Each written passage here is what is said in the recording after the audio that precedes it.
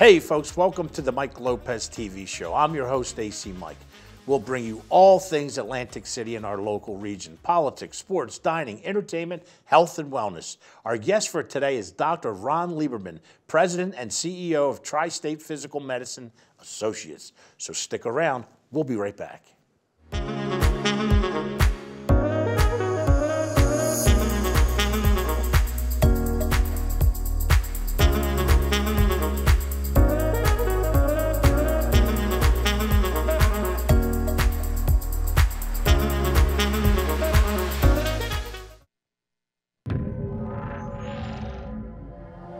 Hi, I'm Dr. Ron Lieberman.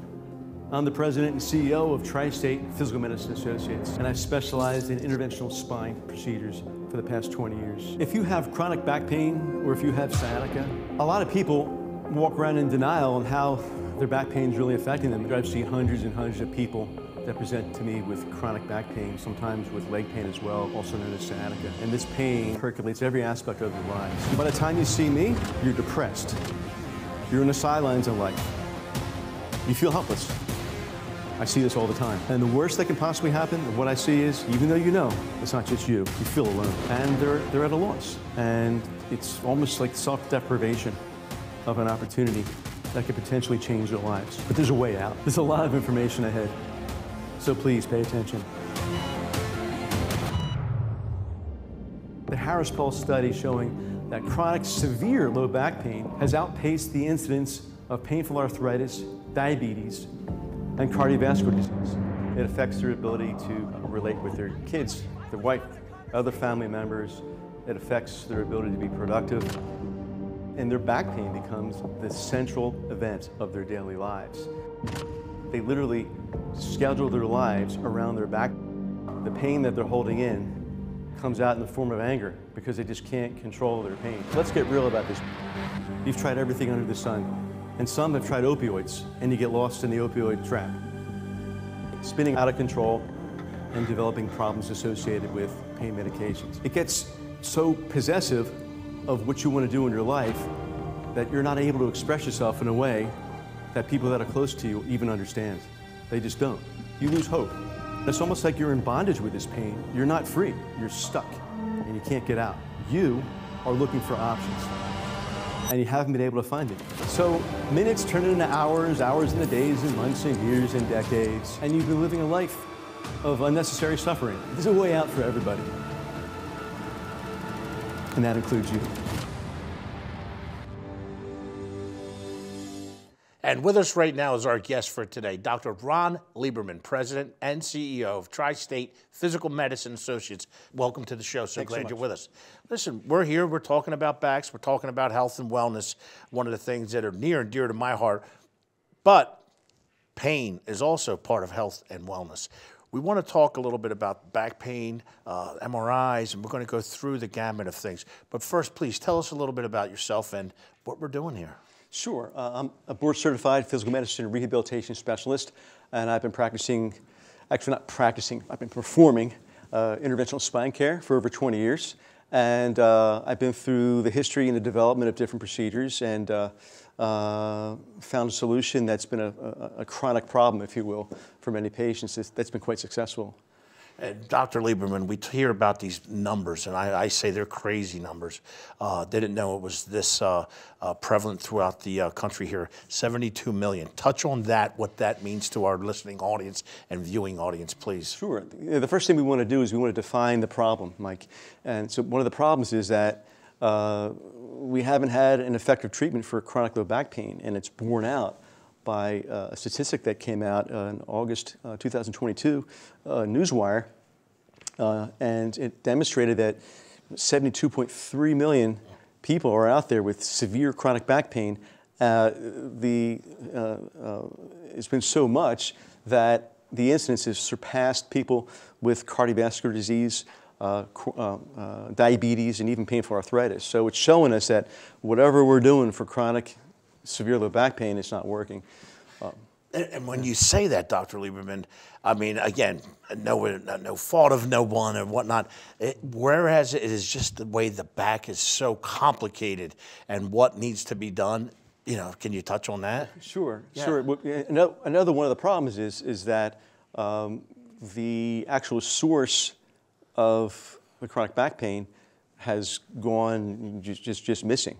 And so, as you would expect, using common sense, an effective treatment is based on an effective diagnosis. So that if we're not making an effective diagnosis of the structural source of the problem, we're not going to be able to treat the problem, right? And inside of that issue is that not uncommonly MRIs will show normal discs, but they're going to miss, not uncommonly, they're going to miss imperceptible abnormalities of the disc that end up being related to chronic debilitating low back pain. Right, so when you talk about MRIs, I mean, we go through the list of things. Again, for a layman such as myself, there's an X-ray. Doesn't really, going to do none. Then you're telling me an MRI is not going to show it as well. Or a CT myelogram, right. Or plain CAT scans. So the problem is that another one of the problems is that people are left with wondering, like, what are they going to do? And so it leaves them kind of stuck, and it affects them personally, it affects them professionally, and it affects them privately. Right. And when you say privately, I mean just within the everyday functioning of the household, work, that sort of thing. We talk about fusions. I mean, we touched on that a little bit prior. Talk to us about that, where that goes into. I'm a candidate sitting here, not only a candidate, someone who's had it done. So when people are at their wits' end and they've tried everything under the sun, they're given the option of spinal fusion. Or they're given the option of an artificial disc replacement. Right. And so one of the things that they're not aware of is that actually sets the stage for further degeneration, and it's really not treating the underlying problem. So they're just not aware that there's other options that are out there, right, other than surgery of fusion. And the underlying problem I know it could be vast, many of things, but some of the problems that exist that you would find with your practice. Well, that underlying problem is really defined when we get into the principles. But before we get into the principles, we want to get into the possibilities. Possibilities, right? So the possibilities are people being aware that there are other options that are associated and linked to actual outcomes measures that are well documented and espoused by the American Academy of Orthopedic Surgery using something that's called the Outcomes-Based Electronic Registry Database. And so and what they've found is that there's 70% improvement in their function as well as decrease in their pain at 3 years. And now it's actually extending beyond 3 years into 4 years. So people they're not aware of that. That's part of the possibilities of their, so inside the possibilities also them having hope and that there's other options out there for them, so that they don't have to live in the degree of physical dysfunction, emotional dysfunction that we refer to in the opening part of the video. Right, and some of the possibilities besides, again, being surgically, so to speak, repaired, it doesn't always work. I mean, one of the things that I found personally with mine, we went through shots, we went through a microdiscectomy, and then it was after a few years with the fusion. So you're telling me there's possibly could have been other, right? Absolutely. And please expound on that. And we're gonna get into that because surgery doesn't actually address those issues. Right. It doesn't. I'm not putting off. I'm not just. No, it's fine. But it doesn't get into those issues. It doesn't address that cause. The alternative treatment for this is really to give people a lot of hope. I mean, nothing works for everybody. It's right. It's not for everybody. It doesn't work for everybody. It's not a guarantee like anything else. But certainly there are no other studies of any treatment, that show the outcomes measures that I just showed you. 70% relief, improved function, improved pain. Say that again because that's 70%. 70. Right. There's no competition with that. And the procedure has leveled the playing field.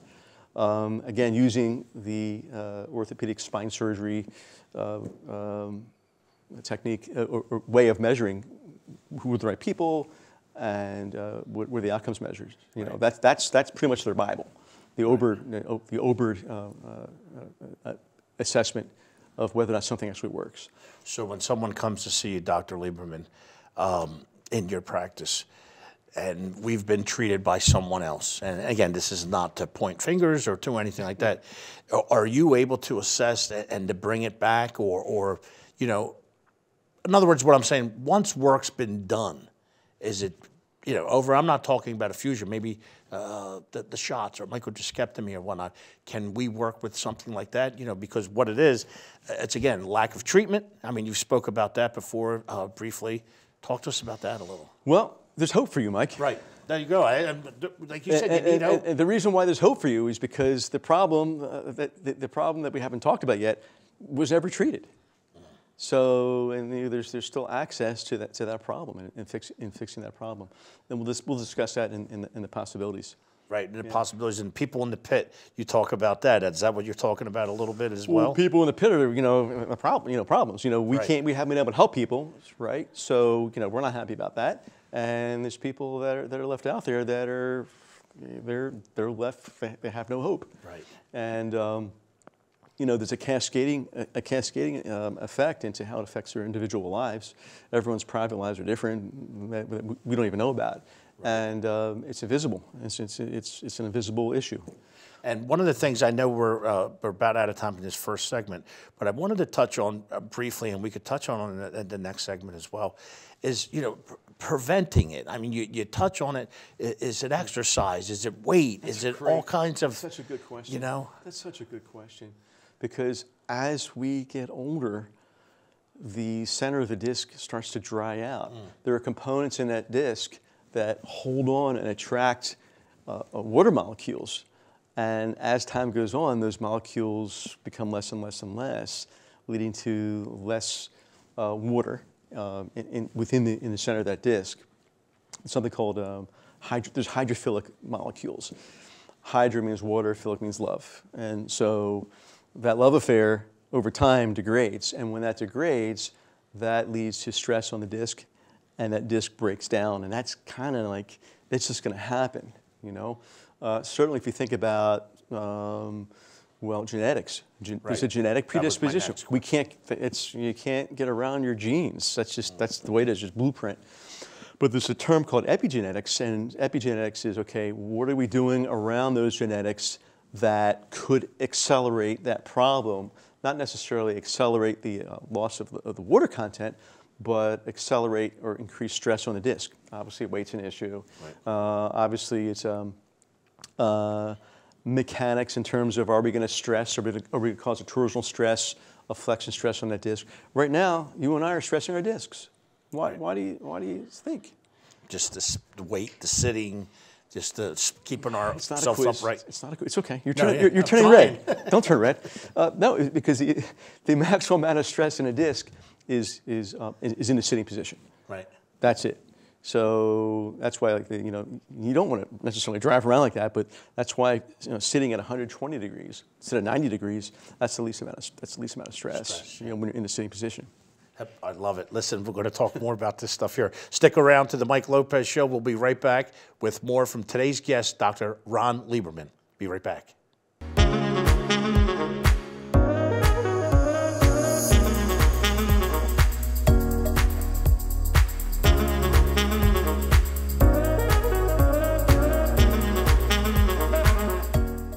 Welcome back to the show. Let's continue our discussion with today's guest, Dr. Ron Lieberman, President and CEO, Tri-State Physical Medicine Associates. Dr. Lieberman, we were talking about right before the break, principles. Let's get into that a little bit. I know it's very intense, and right to you, my friend. I'll make it easy for you so it's not so intense. Okay. So as far as principles, one of the most important things that we need to do is we need to change our mindset. Because our mindset, as I had referred to before, chronic back pain, failed everything, go get a fusion, right? And then, we could do an artificial disc replacement. We need to change our paradigm. And that's pretty much how medicine has been for thousands and thousands and thousands and thousands of years. Hippocrates recommended bloodletting. And that was standard of care. Really? Mm-hmm. That was standard of care. And many, many known names experienced that. George Washington called his family doctor. Hey, I got a sore throat and I'm sneezing. What do I do? And his doctor said, come on in, we'll take some blood. And they weren't doing blood tests. They would take a lancet and it would slice people, either in the back of their knee or in their elbow in the crease, and they would let the blood out. Back then, the standard of care was that there's bad humors, not a bad joke. It's not about comedy, but just bad humors. Almost like, I'm not saying evil spirits, but there were just bad things in the blood. So they would just let your blood out, and so that's how he passed away. Fast forward, my neighbor when I grew up, before he went off to college, was Muhlenberg. I don't know why I remember that. He gave me some old medical books, and these old medical books went back to the 1930s. And it was sort of like, it's like a souvenir. It's kind of cool. So I didn't read them all, trust me. But I'm looking at them and I'm like, okay, I'm going through like every treatment. And I'm not saying it was bad. Was get plenty of fresh air. Open your windows, get plenty of fresh air. And it's still good today, right? It's still good, but that's how so many maladies were treated. Now, I don't know if you ever heard of the term, take 2 aspirin and call me in the morning. I sure have. There you go. Yeah. That for a long time, that was standard of care for, not for everything, right? But that was the standard for, conservative care, right? For many, many years, it was recommended chronic low back pain, get a fusion. That was standard of care. So we need to step outside of ourselves and look at a new paradigm of something different. And so what's the actual underlying cause of this chronic low back pain? So discogenic pain or disc-mediated pain is the most common cause of low back pain. And when we're looking at the structural source was never mentioned to me in medical school. And it's certainly not in the old orthopedic surgery textbooks. It's not in the ones I looked at, and certainly not the ones of, with the older orthopedic surgeons that I've worked with. So it's nobody's fault. So this isn't about, putting down other people. Can I ask you this, Doctor? Is there a reason why it wasn't, or is that something you're going to get into, or just? I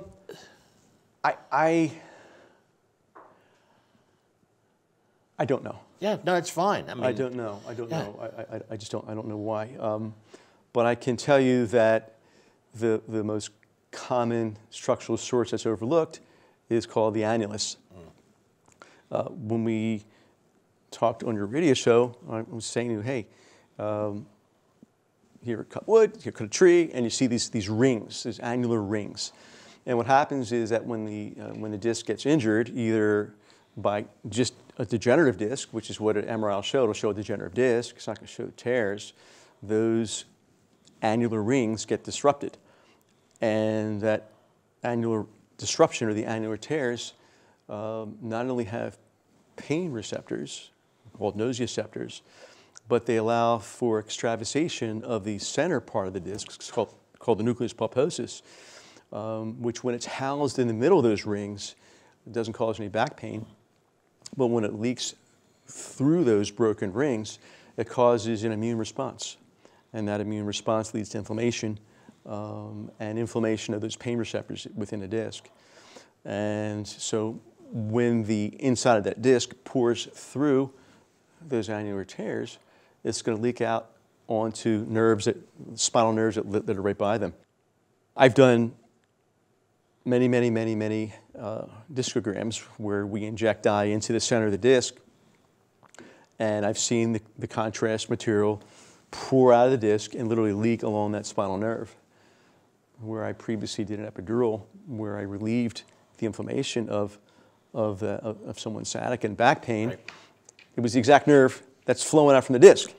Why that hasn't, why it didn't, so it's just the evolution of medicine is what it is. So it's the inflammation that's causing the problem.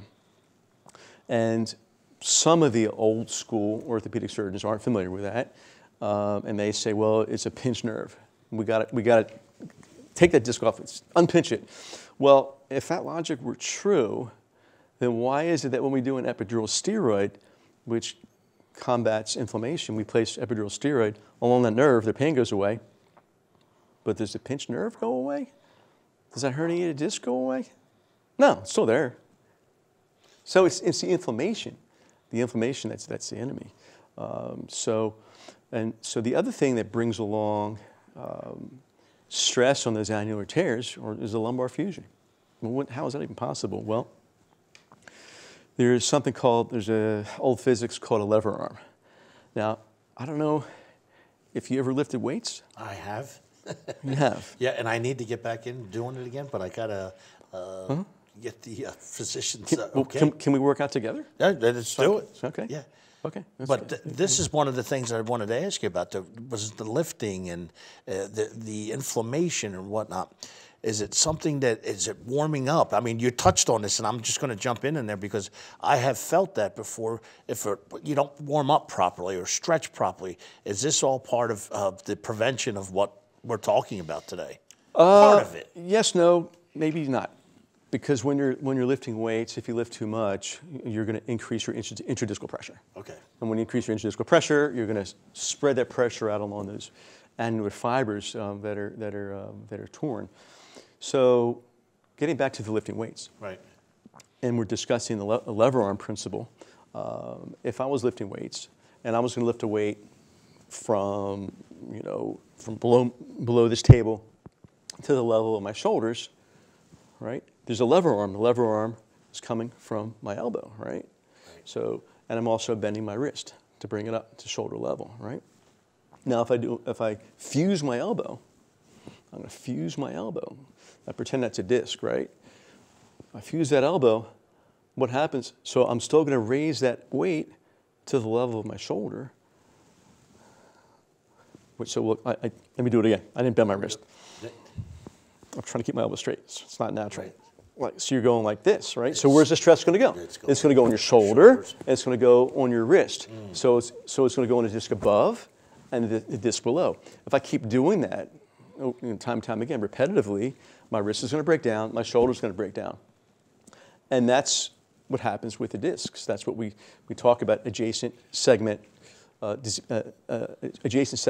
or adjacent segment degeneration. So rather than my wrist getting degenerated from a fused elbow, the discs get degenerated. And then those discs develop further annular tears above and below. Right. You see? So, which is why artificial disc replacements, a lot of the artificial disc replacements patients are receiving the alternative treatment that actually treats. We didn't get into that yet. I'm leaving that for the end. So what happens is for the artificial disc replacement patients, there's two separate studies that did tests where an angiogram was performed. Now, this next slide that we're going to show is an MRI, and we're going to look at different levels, and you can see that there's a dark disc there, and there's a normal disc below it. The normal disc below it is the L5S1 disc. The one above it's the L4-5 disc. The angiogram is when we inject dye, contrast material into the rim of the disc, into the annulus, and that's to show where the tears are. And if you look at the angiogram that we're showing here, it shows that 5-1 disc that was normal in the MRI shows an annular tear, and you can see extravasation of contrast out the back side of that 5-1 disc. So angiograms were done in two separate studies, and the average number of torn discs were 3.7. I like simple math. We'll do 4. If that's okay. Yes, it's fine. Is that okay? So when you do an artificial disc replacement, the odds are way in favor that the artificial disc replacement is next to an annular tear. It's already next to a defective disc, so that's going to accelerate that. And then they go on maybe to a second artificial disc. Only two levels have been approved for that, but that's going to just perpetuate the problem by doing the disc replacement next to likely a disc that already has an annular tear or defect. Right. Make sense? Makes a lot of sense now, being able to talk to you and understand it and what goes into our back and whatnot. And I love the fact the way you described and showed us the lifting. I mean, where it's going to go, where it's going to strain.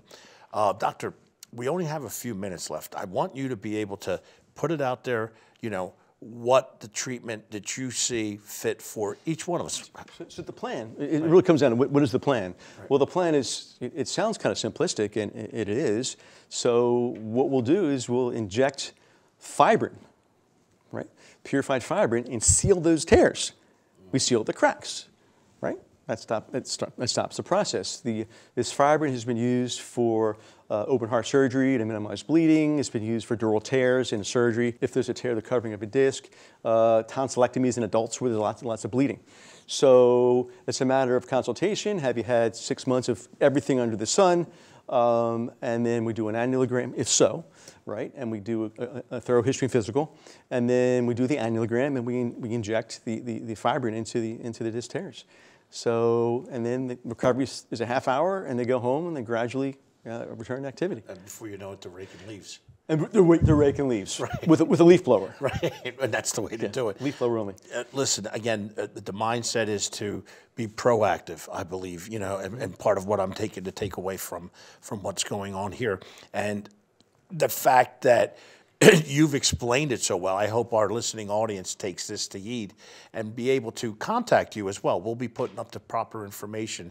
Dr. Lieberman, I want to thank you for taking the time to be our guest today, following through this, and as a former patient of, you know, back surgery and that sort of thing, I really feel that this is something that needs to be continued between us two, because there's so much, you know, when you talked about inflammation, you talked about all the other, family history, I think that has to be put into account of everything. So again, I want to thank you for coming out here.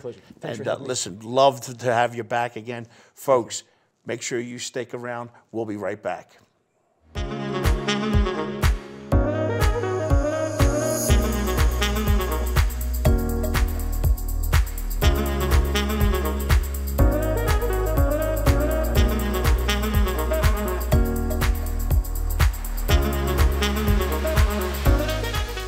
Hey folks, it's our belief here at the Mike Lopez TV Show that you, the viewers, and our guests bring the show to life. Thanks to each and every one of you for joining us. To learn more about ACMike, go to acmikeNJ.com, on Facebook, ACMike, Mike Lopez, and LiveWorkPlayAC. On Instagram, you can find me at ACMikeNJ. If you enjoyed watching today's show, you can also listen to my radio show on WOND 1400, 92.3 FM, and on the World Wide Web at WONDradio.com. Monday through Friday, noon till 2 p.m. Remember to always live, work, play AC, and I'll see you on the 48.